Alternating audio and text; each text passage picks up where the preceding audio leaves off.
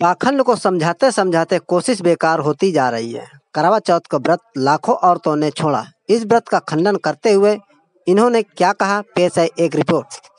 कि पत्नी बोली करवा चौथ पर एक साड़ी दिलवाओ। हमने कहा करवा चौथ के फायदे बतलाओ। तो पत्नी बोली उम्र पिया एक व्रत में 1 वर्ष बढ़ जाएगी, मौत तुम्हारे कभी नहीं नजदीक आएगी। तो मैंने कहा प्राण प्रिय ऐसा अनर्थ मत कीजिए और ये करवा चौथ का व्रत अभी तोड़ दीजिए, क्योंकि तुम्हारे रहने से मेरी उम्र 40 वर्ष बढ़ जाएगी। अगली में तो 100 वर्ष तक जीऊंगा तो 60 महीने बढ़ जाएगी। वो 40 वर्ष में किसके सहारे जीऊंगा? इसके हाथ की चाय और कॉफी पीऊंगा। चाय की चाहत जब मुझे भाभी के घर तक ले जाएगी तो भाभी फिर मुझे रड़वा क्या करके चढ़ाएगी। मैं ऐसे तानों को कैसे सह पाऊंगा? ज्यादा कुछ कहूंगा तो भतीजों से पिट जाऊंगा। मेरा एक काम कीजिए, पहले मेरे 40 वर्षों का इंतजाम कीजिए। मेरा एक काम कीजिए, पहले मेरे 40 वर्षों का इंतजाम कीजिए, और ऐसा नहीं कर सकती हो तो छोड़ दीजिए और ये करवा चौथ का व्रत अभी तोड़ दीजिए, अभी तोड़ दीजिए। पहले मैं भी छुट्टियां पहनती थी, पहले मैं भी करवा चौथ रखती थी, लेकिन जैसे ही मैंने इतिहास पढ़ा, जैसे ही मुझ में जागरूकता आई, मैंने सब कुछ छोड़ दिया। अब मैंने 20 साल रखा है। करवा चौथ जो है ये पति को दिखाना पड़ता है कि हाँ हम उसे प्यार करती हैं। मैं इस मकसद से रखती थी कि हाँ हम आपको, सारी महिलाएं अगर दिखावा कर रही हैं तो उन्हें ये लगता था कि मेरी तो रखी नहीं रही है, तो यानी ये तो मुझे कुछ समझती ही नहीं है। ऐसी आस्थाओं को ठोकर मारते हैं। हम बुद्ध की आस्था को मानते हैं, हम बुद्ध के सनातन को मानते हैं, हम ज्ञान को बड़ा मानते हैं, हम पाखंड को बड़ा नहीं। अच्छा, और जब जो है ये मीडिया में सिर्फ मनुवादियों को लाते हैं तब जातिवाद नहीं फैलता। जब एमपी जो है जनरल कैटेगरी के ही ज्यादा बनाते हैं तब जातिवाद नहीं फैलता। जब ये जो है हीरोइनें कोई लेनी होती हैं तो जातिवाद, जाति देख के हीरोइनें लेते हैं, तब कौन परोसता है? जो प्रधान होता है वो जातिवाद फैला रहा है। हमारी क्या औकात? मोदी ने कहा घर में अंदर रहो, कोरोना काल में हम अंदर रहे, हमारी क्या औकात जातिवाद फैलाने की? जातिवाद तो हमें जब पता चला कि भाई प्रिंसिपल कितने हमारे, लेक्चरर कितने हमारे, एसोसिएट प्रोफेसर हमारे कितने, हम जो है ना बिजनेस में कितने, लोन कितनों को मिल रहा है, हमारे बैंक कितने, ना तो इस देश में हमारे बैंक है, ना इस देश में जो है अब कहते हैं कि भाई मंदिर तुम्हारे लिए बनाया, लेकिन ना तो मैं गल्ले की मालिक, ना मैं पुजारी बन सकती। इस देश में मेरा वजूद क्या है? लेकिन अयोध्या में जो मंदिर बन रहा है, बन जाएगा जनवरी तक, उसमें वैकेंसी आ गई है पुजारियों की। योगी सरकार ने वैकेंसी निकाल दिया ऑनलाइन। यदि आप इच्छुक है तो पुजारी बन सकती है। नहीं तो उसमें जाति नहीं देखेंगे वो कि वो इन्विटेशन तो दे दिया, इन्विटेशन तो उन्होंने दे दिया, लेकिन जब जाति हमारे साथ, जाति फॉर्म में क्यों भरवाती है सरकार?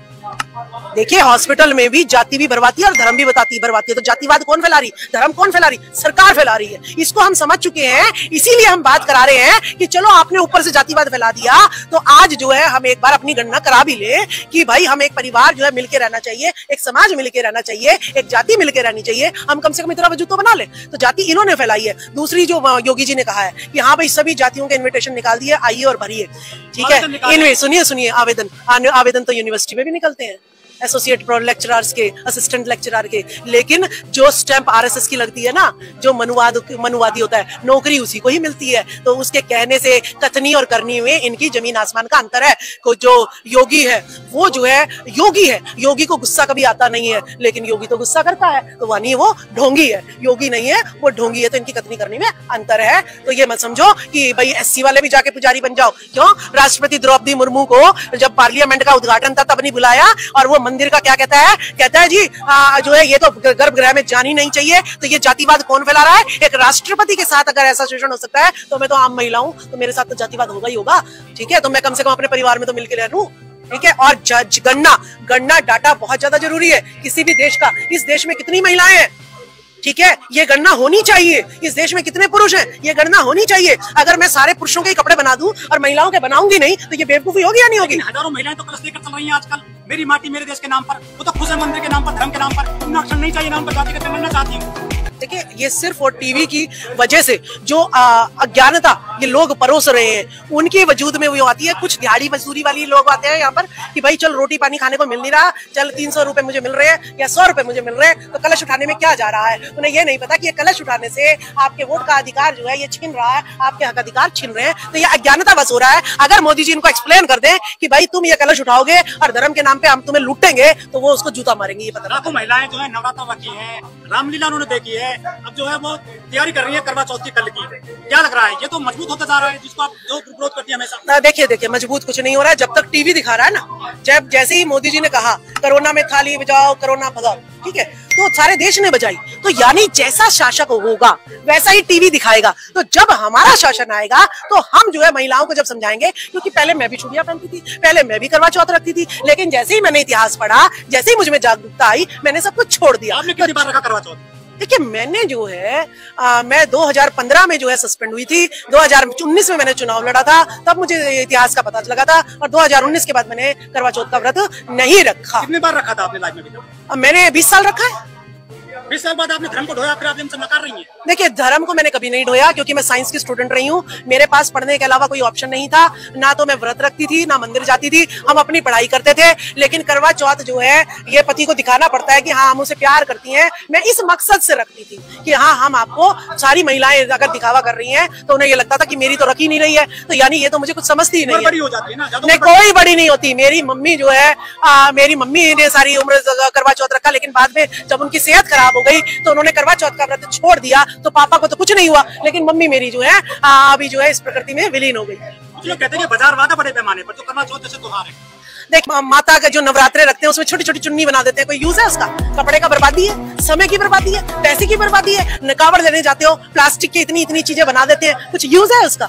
कोई यूज नहीं है। इस देश में जनता को गलत चीजें बनाने में लगा रखा है। ना तो आस्था है उसकी।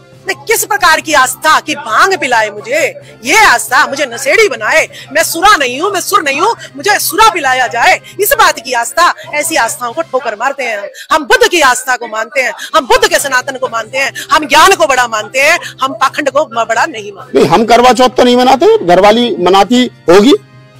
नहीं, मेरी घरवाली नहीं मनाती ना। तो करवा चौथ मनाएंगे?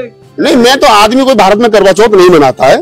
बहुत लोग मनाते हैं। हाँ, बहुत लोग मनाते होंगे, अभी उनका सिस्टम है। मैं तो बुद्धिस्ट आदमी हूँ, मेरे यहाँ करवा चौथ और करवा घड़े का कोई काम है नहीं। बुद्धिस्ट लोग जो है वो बहुत ज्यादा मनाते हैं। नहीं, बुद्धिस्ट नहीं मनाते। ये जो नकली है ना, ये जो नकली है, जो बेचारे अध कच्चे अध पक्के हैं, ये थोड़े से बुद्धिस्ट हैं, थोड़े से नॉन बुद्धिस्ट हैं, थोड़े से अम्बेडकरवादी हैं, मंच पर अम्बेडकरवादी हो जाते हैं, घर में जाकर तो वही चिड़ियाघर बना रखा है इन लोगों ने। तो ये उन्हीं लोगों की कहानी है। और मैंने तो बड़ी मजेदार एक मिनट की कविता वो सुना देता हूँ आपको। मैंने कहा था उस पे कि मैंने मतलब पत्नी जैसे होती है, बहुत दिन पहले से तैयारी शुरू हो जाती है। सब करवा चौथ है, एक साड़ी आएगी, मैचिंग की साड़ी, मैचिंग का सूट, मैचिंग का लहंगा, मैचिंग का पेटीकोट, सब कुछ मैचिंग का है, सब कुछ नया होना चाहिए, ब्रांडेड होना चाहिए। वो पहले से पत्नी कहती है बराबर में, अरे वो गुप्तानी 5,000 की साड़ी लेकर आई थी, करवा चौथ में 10,000 की लूंगी, तुम तो आइए। सो अब बेचारे की उसकी सूख, जिसकी उम्र बढ़नी है उसकी उम्र कम होने का चांस लग जाता है, उसे हार्ट अटैक के चांस लग जाते हैं, 50,000 खर्चा आ गया करवा चौथ का। तो मैंने एक कविता लिखी थी, वो 1 मिनट की कविता मैं सुनाता हूँ। कल करवा चौथ है कि पत्नी बोली करवा चौथ पर एक साड़ी दिलवाओ, तो हमने कहा करवा चौथ के फायदे बतलाओ। कि पत्नी बोली करवा चौथ पर एक साड़ी दिलवाओ, तो हमने कहा करवा चौथ के फायदे बतलाओ। तो पत्नी बोली उमर पिया एक व्रत में 1 बरस बढ़ जाएगी, और मौत तुम्हारे कभी नहीं नजदीक आएगी।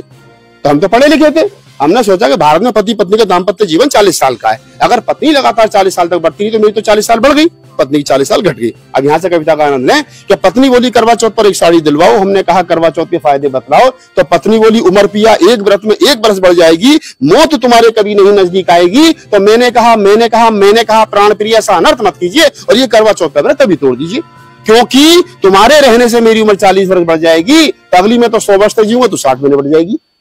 अगली में तो 100 वर्ष तक जीऊंगा, तू 60 में निपट जाएगी। वो 40 वर्ष में किसके सहारे जीऊंगा, किसके हाथ की चाय और कॉफी पीऊंगा। चाय की चाहत जब मुझे भाभी के घर तक ले जाएगी, तो भाभी फिर मुझे रड़वा कह करके चिढ़ाएगी। चाय की चाहत जब मुझे भाभी के घर तक ले जाएगी, तो भाभी फिर मुझे रड़वा कह करके चिढ़ाएगी। मैं ऐसे तानों को कैसे सह पाऊंगा, और ज्यादा कुछ कहूंगा तो भतीजों से पिट जाऊंगा। मैं ऐसे तानों को कैसे सह पाऊंगा, ज्यादा कुछ कहूंगा तो भतीजों से पिट जाऊंगा। मेरा एक काम कीजिए, पहले मेरे 40 वर्षों का इंतजाम कीजिए। मेरा एक काम कीजिए, पहले मेरे 40 वर्षों का इंतजाम कीजिए, और ऐसा नहीं कर सकती हो तो छोड़ दीजिए, और ये करवा चौथ का व्रत अभी तोड़ दीजिए, अभी तोड़ दीजिए, अभी तोड़ दीजिए। कथा खत्म हुई। धन्यवाद।